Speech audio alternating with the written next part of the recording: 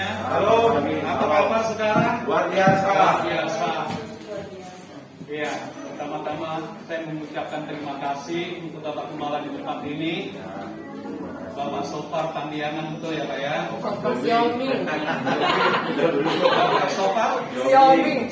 Ya. Dapat kemarin dari Pak Julianto. Iya, juga Ibu Limicong ya. Ya. Iya, sering lihat di Facebook tapi belum pernah ketemunya. Tapi puji Tuhan karena kemurahan Tuhan hari ini dipertemukan berhadapan langsung. Itu karena Tuhan kita baik, amin. Ya, orang bilang kalau nggak kenal maka nggak sayang, saudara ya. Karena saya baru pertama kali hadir di tengah-tengah saudara, saya memperkenalkan diri terlebih dahulu. Boleh ya saudara ya? Iya. Nama saya Yulianto. Ya, kalau orang di gereja sering memanjangkan nama saya saudara ya, karena saya orang Kek, ya kan. Bapak saya asli dari Tiongkok, ibu saya orang Jawa Timur. Jadi blasteran gitu ya.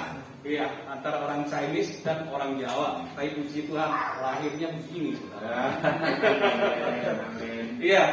Nama saya Yulianto, orang di gereja sering bilang nama saya Yulianto dipelesetkan dengan sebutan Yulianto. Kalau saudara dan di sini ada orang Kek, saudara mengerti ya.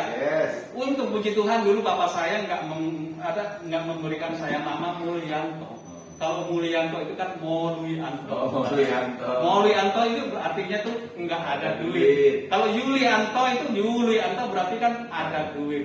Ya di tempat ini sebagian banyak saya lihat ada wajah-wajah saudara-saudara kita dari Medan ya. Amin. Iya, puji Tuhan. Semua sama di mata Tuhan kita. Amin.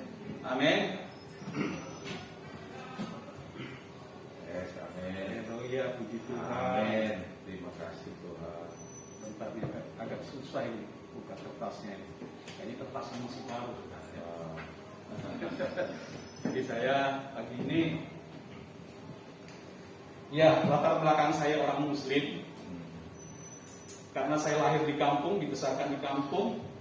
Jadi memang saya ikut ibu. Bukan berarti bapak saya cerai, bukan. Bapak saya adalah seorang pekerja.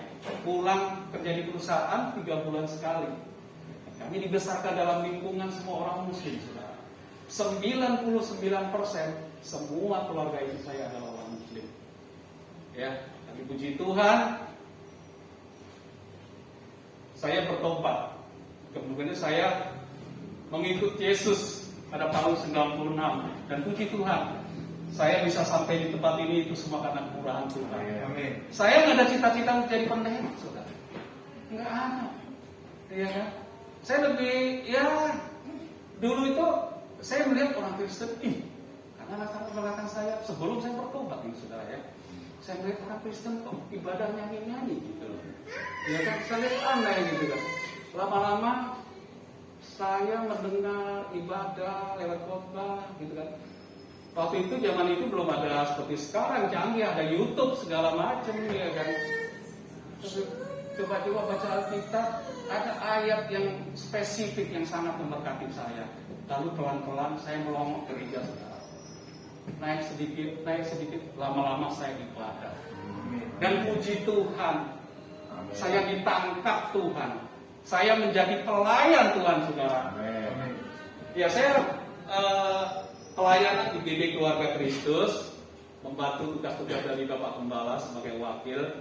Beliau, mungkin Bapak Ibu Saudara sudah tahu sering ke tempat ini, yaitu Gembala saya Pak Sugeng dan juga Pak Agung, kalau nggak salah beberapa minggu yang lalu sempat hadir di tempat ini. Ya, begitulah profil singkat saya. Ya puji Tuhan, hari ini berkat kemurahan Tuhan, Tuhan mengirim saya ke tempat ini. Amin. Amin. Untuk membagi berkat buat saudara. Yes, amin. Apa yang saya baca, apa yang saya dengar, saya bagikan buat saudara. Amin. Amin. Amin. Saudaraku yang disiap Tuhan, saya mengucap syukur buat pagi hari ini kita bersama-sama bisa beribadah setelah sekian lama, saudara ya, dari masa pandemi. Kita juga sempat vakum, Pak ya. Ya, Pak, kami juga sangat vakum. Kita bertemu pada hari ini juga suasana yang berbeda seperti biasa, saudara ya. Kita semua pakai masker. Kalau dulu kita ketemu orang yang pakai masker, kita takut, saudara ya. Betul, saudara. Kesannya ekstrim gitu ya. Beda sekarang. Kalau kita ketemu dengan orang yang nggak pakai masker sekarang, kita yang takut. Artinya apa? Kalau hal-hal yang begini kita udah sepakati, artinya semua kompromi, ya kan? Nggak ada masalah. Amin. Nah, puji Tuhan. Pagi ini saya mau mengajak saudaraku yang dikasih Tuhan, bagaimana agar kita menjadi orang-orang yang kuat di dalam Tuhan. Amin. Amin. Masalah boleh ada, persoalan boleh ada, tetapi saya percaya kalau kita mengandalkan Tuhan, maka kita akan tetap berdiri dengan teguh. Amin. Iya.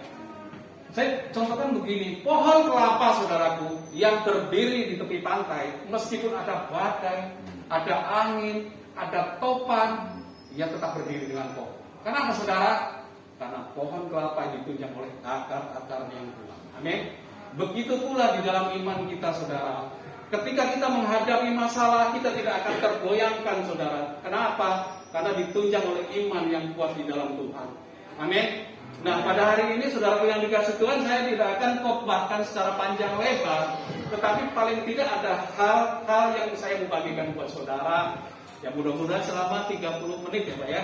Ke depan saya bisa menguraikannya. Kita berdoa terlebih dahulu. Amen. Terima kasih Bapak, Ya, kami mengucap syukur Bapak pagi hari ini. Amin. Biarlah setiap kami boleh merenungkan firman-Mu ya Bapak. Layakkan hamba-Mu, mampukan hamba-Mu untuk boleh mengerti, memahami setiap firman Tuhan yang hamba-Mu sampaikan pada hari ini. Ya, urati lidah bibir hamba-Mu, sehingga yang hamba-Mu sampaikan betul-betul memberkati bagi saudara kami yang mendengarnya. Terima kasih Bapak, pagi hari ini kami tolak kuasa-kuasa yang keluar daripada-Mu, yang coba Bapak mengganggu, intimidasi ketika firman-Mu disampaikan di tempat ini. Kami suruh sehati unity sepakat di dalam nama-Mu, segala kuasa pengaruhnya kami patahkan, kami hancurkan di dalam nama Tuhan Yesus.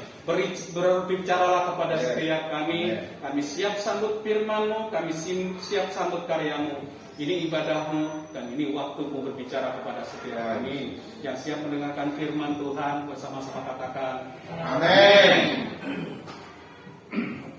Renungan firman Tuhan pada pagi hari ini saya ambil dari Mazmur pasal 16 ayatnya 1, 7 dan ke-8. Jadi kita baca di ayat 1, udah itu kita lompat di ayat 7 yang ke-8. Di sini nggak bisa ditampilkan Pak ya? Bisa ya, oke. Baik, kita baca secara bersama-sama saudara ya. Mazmur 16 ayat 1, 7 dan 8. Demikian firman Tuhan. Miktam dari Daud, jagalah aku ya Allah, sebab padamu aku berlindung. Kemudian di ayat yang ke-6 dikatakan ke-7 dan ke-8 saudara.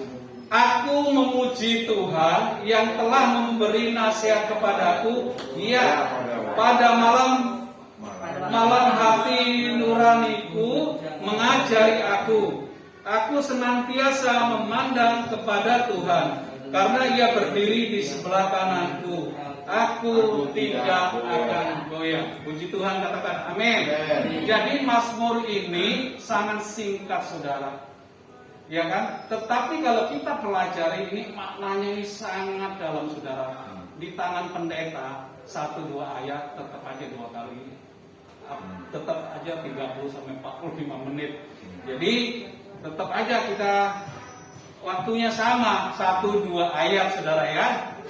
Baik, pagi ini kita akan belajar dari kisah tentang seorang Daud. Ini kan Mazmur Daud saudara ya. Iya.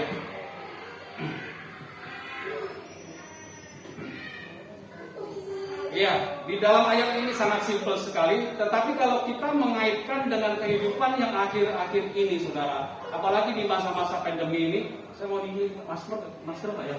Silakan. Iya, saya agak ngos-ngosan ini. Iya. Infrastruktur ini. Kalau kita kaitkan dengan kegiatan-kegiatan akhir Turun ini, aja Pak, turun sekalian Pak. ya. Turunkan maskernya sekalian. Oh, oke. Turunkan. Biar kelihatan wajahnya Bu ya.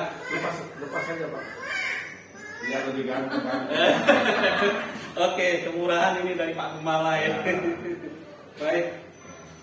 Ya, kalau kita kaitkan Mazmur ini dengan kegiatan hidup kita sehari-hari, apalagi di masa pandemi ini, seringkali keluarga banyak mengalami goncangan, orang bisnis juga banyak mengalami goncangan, banyak mengalami masalah di dalam keluarga saudara ya. Tetapi firman Tuhan pagi ini ingin mengajarkan kita bagaimana kita menjadi orang-orang yang mendapatkan kekuatan dari Tuhan. Kita menjadi orang-orang yang kuat di dalam Tuhan, saudara.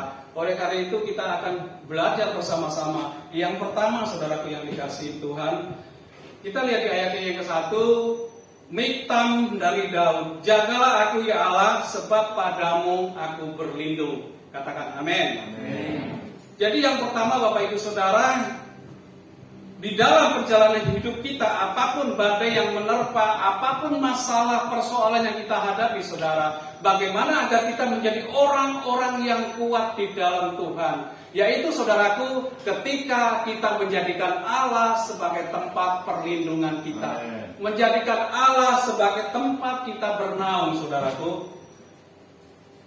Jadi Daud itu sadar betul di dalam kehidupannya sehari-hari banyak mengalami yang namanya masalah, saudara. Dari masih remaja, dia harus mengembalakan kambing domba, betul ya saudara ya? Iya, harus mengembalakan kambing domba. Tentu di zaman dulu kan masih banyak hutan belantara, dan seringkali kambing domba yang ia gembalakan itu mendapat ancaman dari binatang-binatang buas, dari beruang, dari singa, saudara. Dan Daud ini harus berperang, harus mengalahkan musuh daripada kambing domba ini, saudara.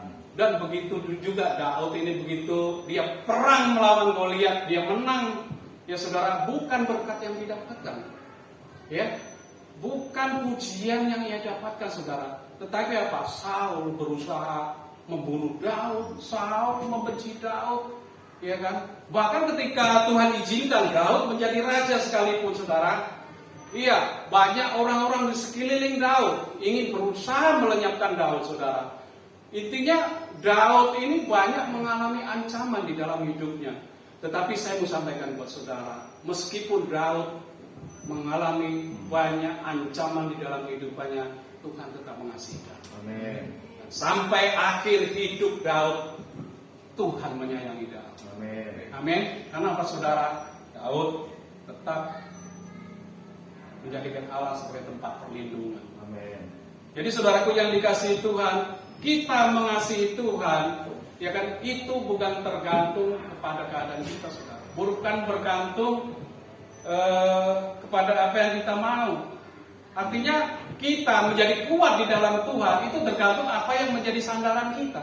Amin. Sebagai contoh, kalau saya bersandar di mimbar ini, saudara, bisa nggak? Bisa, saudara. Tapi mimbar ini nggak kokoh, saudara. Bisa aja jatuh, betul nggak? Iya kan? Lain halnya ketika kita bersandar kepada dinding ini. Jangankan 5 orang, 10 orang juga nggak kuat mendorong saya. Itu bukan karena saya yang kuat, tetapi sandaran kita yang kuat, saudara. Amin. Begitu pula di dalam kehidupan kita sehari-hari. Ketika kita mengandalkan Tuhan, Tuhan yang menjadi sandaran kita, apapun masalah persoalan yang kita hadapi, saudara, Tuhan akan mampukan, Tuhan akan lewatkan. Karena Tuhanlah yang menjadi sandaran kita. Amin. Ya, kita jangan bersandar. Boleh saja kita diberkati oleh kekayaan kita, kita diberkati dengan jabatan kita, tetapi jangan sekali-kali kita bersandar kepada kekayaan kita. Karena ya, kekayaan apa yang kita miliki itu sifatnya sementara. Amin. Hari ini ada, bisa aja besok nggak ada, saudara. Iya kan? Kita boleh contoh kepada Ayub, saudara. Bagaimana kurang diberkati seorang Ayub. Iya kan? Diberkati dengan harta yang melimpah, tetapi dalam sekejap apa yang dimiliki, apa yang dikasih habis, saudara. Iya kan? Tetapi apa? Ayub tetap kecewa sama Tuhan. Enggak. Malah dia berkata, Tuhan yang memberi, Tuhan yang memberi. Terpujilah nama Tuhan. Begitu pula dengan jabatan kita, saudaraku yang dikasihi Tuhan. Nggak salah kita diberkati dengan jabatan, ya kan? Tetapi itu nggak kokoh. Sekali lagi saya bilang, jabatan itu nggak kokoh. Itu hanya sementara, nggak selamanya. Amin. Ya kan? Hari ini ketua KPK, besok bisa masuk penjara. Ya saudara. Orang yang tugasnya menangkap orang yang bersalah, malah dia bisa ketangkep masuk penjara, saudara ya. Hari ini jadi gubernur, besok bisa masuk penjara. Bisa jadi kan?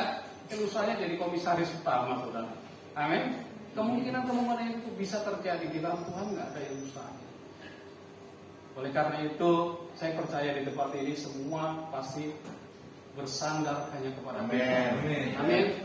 Katakan kanan kiri saudara, bersandar kepada Tuhan. Jadikan Allah sebagai tempat perlindungan kita. Amin. Ya, baik yang kedua saudara. Di ayat yang ke-7 kita lihat kalimat yang pertama apa dikatakan saudara? Aku memuji Tuhan. Daud mengatakan dengan jelas saudara, aku memuji Tuhan saudaraku. Ini yang kedua. Kita jalani hidup ini akan menjadi orang-orang yang kuat, yang nggak mudah tergoyangkan saudara. Ketika apa saudaraku? Ketika hati, pikiran, mulut kita dipergunakan untuk memuji Tuhan. Amin. Warnai hidup kita, warnai kegiatan sehari-hari dengan memuji Tuhan, saudara. Amin. Ketika kita memuji Tuhan, berarti kita setuju apa yang Tuhan kerjakan di dalam hidup kita. Amin. Kita setuju apa yang Tuhan mau melakukan di dalam hidup kita, dan kita setuju. Berarti ketika kita memuji Tuhan, itu semuanya menyenangkan hati Allah. Beri tepuk tangan yang meriah. Haleluya.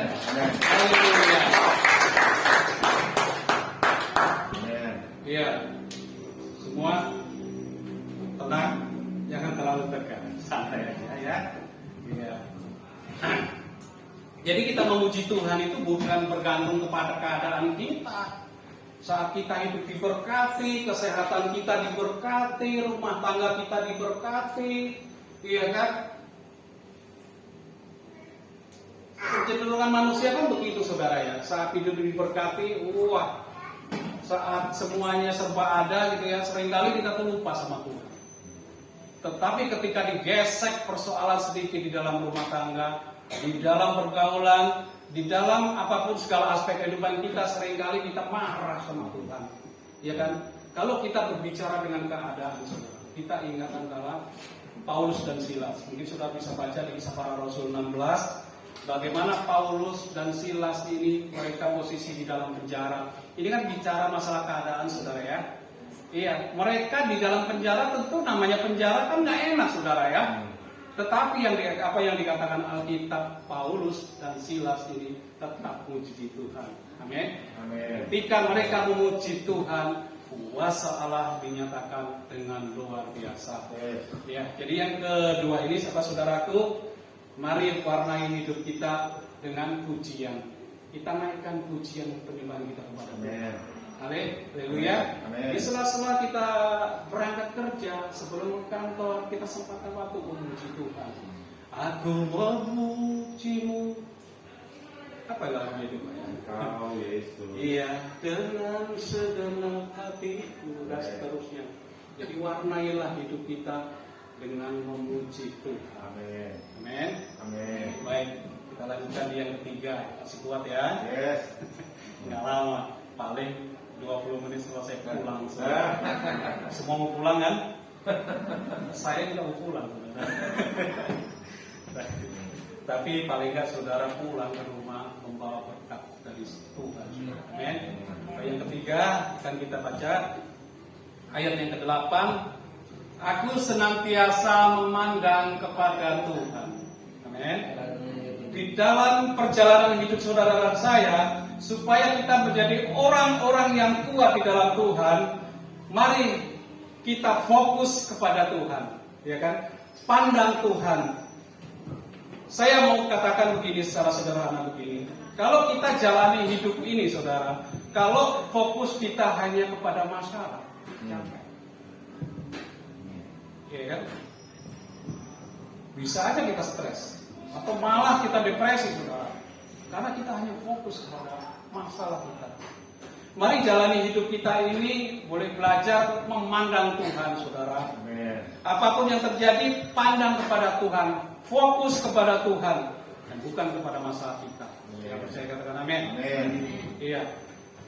Saya nggak bosan-bosan kalau bercerita tentang Daud ini, karena Daud ini tokoh Alkitab ini yang saya sangat, saya suka sekali membaca tentang kisah Daud ini, saudara ya. Kalau kita belajar tentang Daud, waktu ia berperang melawan Goliat, saudaraku, ya kan, yang Alkitab mencatat tinggi Goliat ini kurang lebih 6 hasta 1 jengkal ya. Jadi kalau 1 hasta itu sekitar 45 cm, saya kalikan 6 ya kurang lebih 2,6 ya Pak ya. 2,6 ditambah 1 jengkal ini sekitar 20 cm. Jadi tinggi Goliat ini 2,8 meter ya. 2 meter 80 cm. Lebih tinggi dari rata-rata orang dewasa ya. Sedangkan Goliat ini saudara, sedangkan Daud ini banyak penafsir Alkitab setuju waktu dia berperang melawan Goliat usianya kurang lebih antara 17 sampai 18 tahun. Ya kan? Seharusnya yang memenangkan pertandingan ini adalah Saul.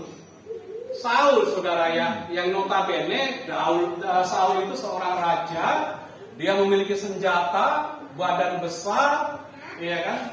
Tetapi malah si Daud yang menghadapi Goliat saudara. Malah Saul ini berusaha mengintimidasi si Daud ini, ya kan? Dengan secara nggak langsung begini, kita yang tentara aja ngepet, apalagi kamu kecil pendek, masih ABG, masih remaja saudara ya. Sedangkan ini Goliat ini kan tentara Filistin, ya kan? Dia tentara gitu ya, orang-orang yang terlatih di medan peperangan. Nggak tahu ini lulusan akabri dari mana gitu ya, atau angkatan lulusan tahun berapa, mungkin lulusan dengan Pak Sopar. Tetapi ketika mereka berhadapan face to face, ya kan, sempat diledek sama Goliat. Lo kira gue ini anjing bro? Alkitab mencatat gitu ya saudara ya. Iya. Lo kita saya ini anjing gitu kan? Kamu kesini cuma bawa ketapel, ya kan? Apa jawaban Daud? Jadi fokus Daud ini bukan kepada perkataan Goliat yang notabene mengintimidasi, melemahkan tentara Israel, ya kan? Tetapi Daud berkata, hari ini kamu menghadapi aku dengan tombak dan lembing, tetapi aku menghadapi kamu atas nama Tuhan semesta. Ini kuncinya saudara. Jadi fokus daripada Daud ini dia memandang kepada Tuhan. Amin. Si Daud ini bukan fokus kepada masalah, bukan kepada Goliat yang badannya kelihatan gede. Seringkali kalau kita menghadapi orang terlihat badannya gede, kita ngepet duluan. Secara mental kita sudah kalah. Amin. Tinggal tepak asal sudah terjatuh, sudah terpelanting. Tapi beda dengan Daud, karena dengan iman yang kuat, memandang fokus kepada Tuhan. Bahkan dia berani berkata, hari ini dagingmu dan mayatku akan aku berikan kepada burung-burung itu. Suatu perkataan iman yang sangat bagus dari seorang Daud. Amin. Nah begitu pula di dalam kehidupan kita. Amin. Bagaimana kita agar tetap kuat di dalam Tuhan, pandang Tuhan, fokus kita kepada Tuhan. Amin. Ya, ayat-ayat yang terakhir saudara. Amin. Terakhir. Kalau kita mendengar terakhir itu kita lagi pulang. Puji Tuhan. Di ayat yang ke-8 kita baca, aku senantiasa berdiri memandang kepada Tuhan karena Ia berdiri di sebelah kananku. Aku tidak goyah. Luar biasa. Di dalam hidup saudara dan saya untuk menjadi orang-orang kuat di dalam Tuhan yang tidak mudah goyah ketika kita meyakini saudaraku Tuhan ada bersama dengan kita. Amen. Teman bisa ninggalin kita, saudara bisa ninggalin kita saudara. Saat kita bisnis kita berada dalam masa kejayaan, banyak orang-orang yang mendekat. Bahkan orang-orang yang akan kenal sama kita sekalipun berusaha mau kenal saudara, tapi ketika kita terpuruk, semua nggak ada yang mau, semua menjauhi kita, nggak ada yang mau dekat, habis manis sepak dibuang.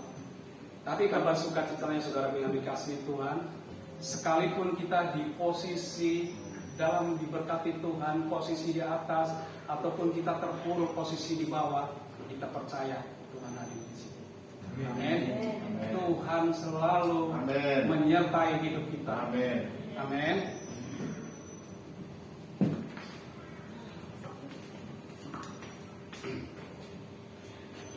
Dan sebagai penutup pada pagi hari ini, seringkali kita kalau mengajak anak-anak kita ke mall, mungkin saat ini masih jarang ya kita ke mall, saudara ya, karena masa pandemi ini. Dulu waktu sebelum pandemi kita seringkali ngajak anak-anak kita yang umur 3 sampai 5 tahun lah jalan-jalan di mall, saudara ya. Seringkali anak-anak itu berlari-lari, kita lepas gitu. Kayaknya senang aja, cita-cita gitu ya. Mereka aman gitu ya. Karena apa, saudara? Dia nggak ada rasa takut sama sekali. Karena ada orang tuanya yang menjaga dia. Ada opa omanya. Ada amang inang ya. Ada lai itu yang menjaga dia. Iya kan? Bukankah di dalam kehidupan kita sehari-hari kita juga sering merasakan hal yang sama, saudara? Sering kali kita takut, khawatir gitu ya. Iya kan? Khawatir. Tapi kita harus percaya Tuhan ada selalu bersama kita. Amin. Buat apa kita takut? Tuhan ada beserta dengan kita. Amin. Amin. Apapun masalah persoalan yang kita Yes. hadapi, Amin. ketika kita mengandalkan Tuhan, semua dapat kita. Amin. Amin.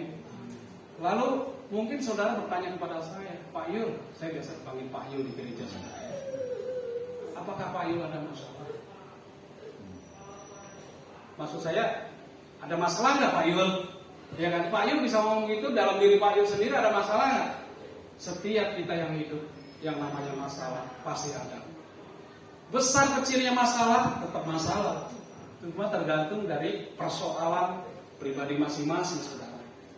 Ya, saya berikan kesaksian sedikit. Kemarin itu, malam minggu kemarin, saya punya anak 3, ya kan. Anak yang pertama ini sudah tamat kuliah dan sudah bekerja. Anak yang kedua ini cewek, dia masih kuliah di Brawijaya Malang, tapi masa pandemi ini belajar dari rumah, dan dia juga sambil kerja, kuliah sambil kerja di tempat tokonya ini. Jam 10 malam pulang dari tempat kerja, saudara. Waktu pulang ini beriringan di kendaraan. Jadi 2 motor, tokonya di depan, anak saya nomor 2 di belakang. Jalan beriringan. Nah, kurang lebih 10 menit dalam perjalanan, anak saya yang cewek ini nyalip, saudara. Nyalip kenceng, push gitu kan. Sampai nggak terlihat dari tokonya. Nah, selama dia jalan, tokonya dari belakang, kok dilihat ada macet kendaraan gitu. Jam 11 malam memang sudah agak sepi. Ya, kok macet gitu. Kokonya ini goncengan sama temannya di belakang. Ya. Temannya bilang, jangan-jangan Sherly, anak saya ini namanya Sherly. Jangan-jangan Sherly. Enggak. Maksudnya ya jangan berkata yang negatif dulu gitu kan. Pokoknya seperti bilang, enggak. Begitu macet sampai di dekat turun gitu. Sampai dekat turun. Begitu dilihat kendaraan yang nyerempet ternyata. Kok cuma satu lagi mana gitu kan. Begitu dia ngeliat ke sebelah lagi ada kendaraan anak saya. Waduh, benar. Iya kan. Waktu itu saya ada undangan, baru pulang dari undangan, baru merupakan sebentar saya ditelepon jam 10 malam. Anak saya yang laki ini telepon saya. Pak, kamu bisa kesini nggak? Sherly kecelakaan. Terus gimana? Motornya hancur, ini saya mau bawa ke rumah sakit. Karena pasti udah ngos-ngosan. Jadi anak saya nggak mau spekulasi, yang penting cari ke rumah sakit terdekat dulu. Langsung diapit sama temennya, motor ditinggal di situ, dititipin sama orang situ, dianterin lah, ada orang situ nganterin ke rumah sakit. Ya, sampailah saya di rumah sakit, ya kan. Sampai saya di rumah sakit, anak saya sudah terbaring di ruang IGD dengan luka-luka, ya kan, sudah ditanganin. Cuma ini anak kok ngomong terus, nggak bisa diem gitu loh. Ya kan, khawatir, ya naik sini bisa BPJS nggak, bisa apa nggak ini. Kamu jangan mikir biaya, yang penting kamu sembuh. Iya kan? Saya sudah ngomong ulang-ulang terus, saudara kan. Tetapi dia masih aja ngomong, saya ngomong ulang, dia ngomong ulang terus, saya kan khawatir gitu kan. Iya kan? Saya khawatir itu bukan dari dia sendiri gitu. Ya karena namanya orang jatuh, ya kan, takut benturan, ya kan, kita yang khawatir gitu kan. Akhirnya dokter bilang ini harus di CT scan, ya kan. Terus dia ngeluh tangan kirinya sakit nggak bisa diangkat. Khawatir, saya takut ada yang patah di bagian tangannya sini, ya kan. Harus di ronsen. Oke, semua lakukan. Di CT scan, di ronsen. Kurang lebih jam 1 malam, baru saya dikasih tahu bahwa puji Tuhan. Otak semua dikasih tahu dari hasil CT scan semuanya normal, nggak ada cairan apapun yang ada di otaknya. Kemudian di tangannya juga di ronsen semuanya utuh. Puji Tuhan semua. Beri tepuk tangan bagi Tuhan. Dan saya percaya anak saya dalam perlindungan Tuhan. Amin. Karena nggak sia-sia kita proses mengiring Tuhan. Saudara. Dan ketika mau pulang, tadinya dokter bilang udah boleh pulang, rawat aja di rumah. Cuma dokter pesan, kalau dia muntah lebih dari 3 kali tanpa ada gejala, harus cepat-cepat dibawa ke rumah sakit. Ya kan? Sempat minum sebentar. Cuma saya tanya-tanya terus dalam hati saya. Ya kan? Cuma dia belum bisa diem, ini yang saya khawatirkan. Belum bisa dia ngomong terus. Saya tanya, kamu tadi kenapa? Lupa semua. Habis dari panas semua lupa. Cuma begitu saya tanya, kamu tahu nggak? Tahu apa? Cuma peristiwa yang sudah terjadi dia lupa semua, saudara. Dia habis dari mana itu lupa. Begitu mau pulang, kalau saya lihat kok tangan-tangannya sudah banyak yang biru, gitu. Banyak biru di sini, tambah biru. Waktu pertama di scan itu belum ada yang biru, ya kan? Tambah lama ini darahnya sudah mulai pada membeku. Akhirnya dokter bilang ini harus dironsen. Saya bilang lakukan. Ya, kita berikan yang terbaik, namanya anak yang kita sayangi, saudara ya. Apapun yang harus kita tempuh. Ya, biarpun di rumah juga isi dompet juga nipis, saudara ya. Tetapi harus kita langgengkan karena kita punya Tuhan. Saya prinsip itu aja. Ya kan? Begitu di ronsen dikasih tahu hasil ronsennya ternyata memang iya, saudara. Ada satu ujung jarinya ini patah. Tetapi hanya sedikit. Ya kan? Dokter bilang ini harus dirawat. Karena saya harus pantau sampai besok. Nah, posisi juga pas hari malam minggu, otomatis minggu juga nggak ada dokter, saudara ya. Minggu kita ibadah, saya masih sempatkan untuk persiapan, ya kan. Sekalipun kita keluarga ada dalam musibah, saya tetap melayani Tuhan. Kita masih sempatkan waktu-waktu yang kita bisa lakukan buat Tuhan. Saya masih sempatkan untuk doa persiapan. Tadinya saya mau ikut doa persiapan, mau ikut ibadah raya, saudara. Cuma dari rumah sakit sudah telepon saya, Bapak harus ke rumah sakit, ada yang mau dibicarakan, saudara. Akhirnya saya izin Pak Pembala, saya izin untuk enggak ikut ibadah, saya ikut streaming dari rumah sakit. Saya sampai ke rumah sakit, akhirnya saya lihat kondisinya sudah jauh dari yang tadi malam. Saya tunggu sampai sore, akhirnya ini anak sudah normal. Saya minta izin ke rumah sakit, anak saya harus saya bawa pulang. Ya saya rawat di rumah, ya kan. Saya pikir nanti berobat jalan aja. Puji Tuhan. Keluarga saya dalam perlindungan Tuhan. Amin. Amin. Amin. Saya akhiri ibadah.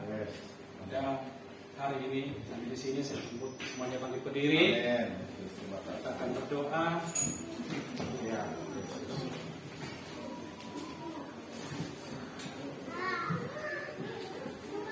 Jadi saudaraku yang dikasihi Tuhan, bagaimana agar kita menjadi orang-orang yang kuat di dalam Tuhan?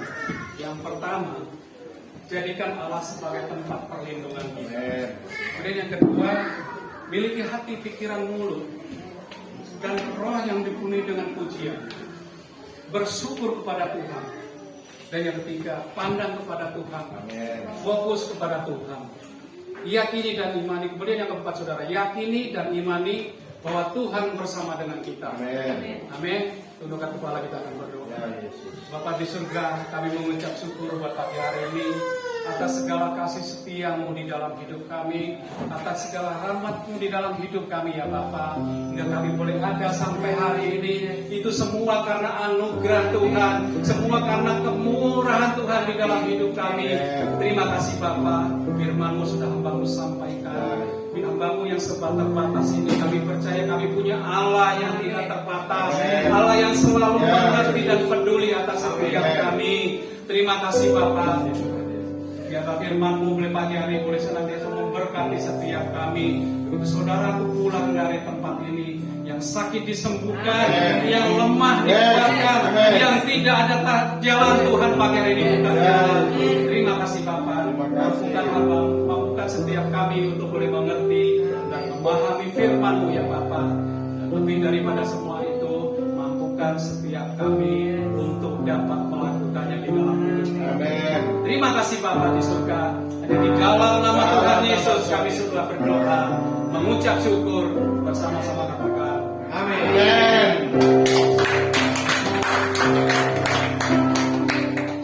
Amin.